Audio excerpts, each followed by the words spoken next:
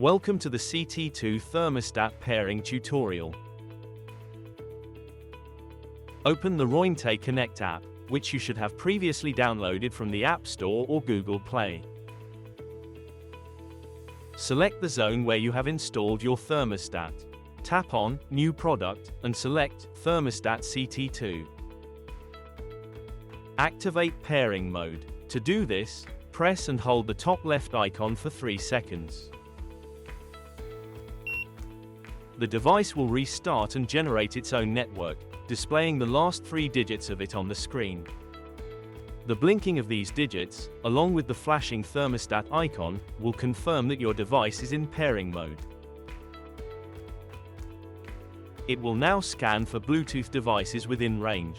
This step will help determine whether you should connect via Bluetooth or Wi-Fi.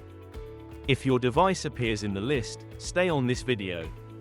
If, on the other hand, your device does not appear, click the button in the top right corner. This will take you to a video on how to pair it via Wi-Fi. Select the device and accept any possible Bluetooth pairing confirmations. The app will then start searching for Wi-Fi networks. Select yours from the list. They will appear in order of signal strength. Tap Connect and enter your Wi-Fi password. Make sure you input it correctly to ensure successful pairing and avoid configuration issues. The app will prompt you to enter the installed power of the thermostat, a value obtained by multiplying the power by the square meters of installed mesh.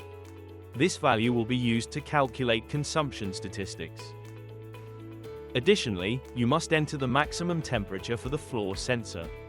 For natural, vinyl, or carpeted floors, the maximum temperature is up to 27 degrees Celsius. For ceramic floors, it is up to 40 degrees Celsius.